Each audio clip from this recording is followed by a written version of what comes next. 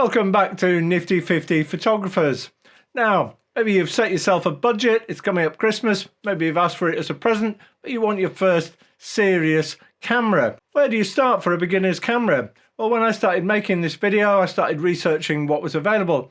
I was a little bit shocked to find nobody's really making beginner's cameras anymore. I think that's a bit sad, but that's the way of the world. But one thing I did find was some of the older legacy models now have come down to such a price that they become very affordable for beginners' cameras. And there's two models in particular that come up in all the reviews.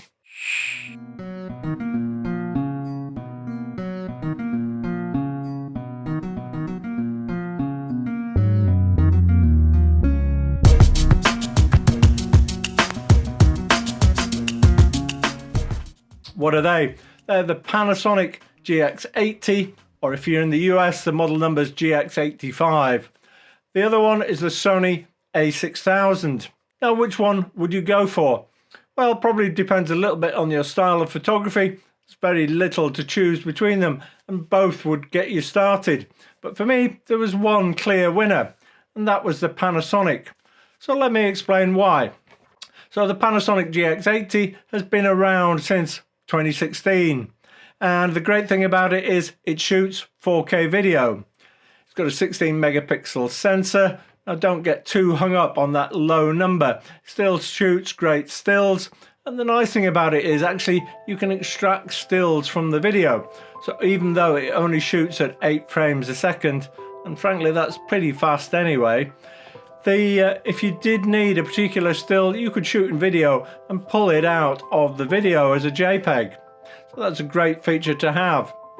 It's got all the other things you might be looking for as a beginner's camera. It's got interchangeable lenses, and you can pick it up in the UK for less than £450 with its standard kit lens. The kit lens it comes with is a 12 to 32mm pancake lens, so it makes it a really great travel camera.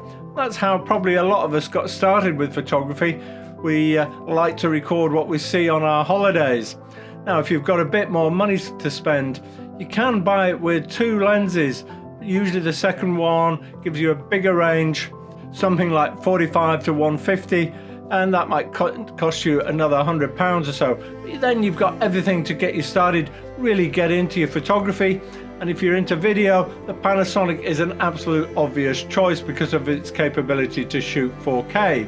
Why would you look at the Sony A6000? Well, there's a couple of reasons you might do that. If you're purely interested in photography, you might like the extra features it has. For example, it's got a 24 megapixel sensor, so it will give you better image quality. Downside is it'll only shoot in HD video, so you can't shoot 4K. But if you're not shooting video, that maybe doesn't bother you at all. Again, you've got interchangeable lenses, and the other thing you should be thinking about is which brand do you want to buy into? And it might be that you like the feel or the menu system in one camera rather than the other. So I'd urge you to try them both, see which one feels more intuitive to you. If you like the Sony menu system, then that'll help you decide which camera to go for, because as you get more into photography and later on decide to upgrade, then you can upgrade in the same brand name, knowing that you've got a similar and familiar menu structure. Now, the other advantage of the Sony is it shoots at 11 frames a second, so if you're into sports and action photography, that might be important to you. Frankly, I don't think you'll notice a huge difference between 8 and 11 frames a second. Now, price-wise, the Sony is a bit more expensive. In the UK, it's $499, and that comes with its 16 to 50mm standard lens. If you want to get some more lenses, you're going to have to spend more money. In the US, actually, it's more expensive still. It's $650 for that basic model with just the one lens. So pretty much a no-brainer to go for the Panasonic. From my point of view, it's cheaper and it's going to do everything you want.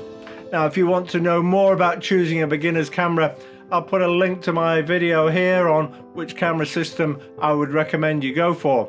But the main thing is, don't stress too much about which camera model you choose. It isn't that important. Both of them will give you great results. What's more important is to get out there and get an understanding of how to use light and how the light triangle works and how to get your focus and all the basics you need to know about photography and get those mastered. Both these cameras will give you the opportunity to do that, as they'll give you lots of control over all the features you need. I hope you've enjoyed that video, and I'd love to know which model you went for, or did you go a different route altogether? Let me know in the comments, and I look forward to seeing you next time.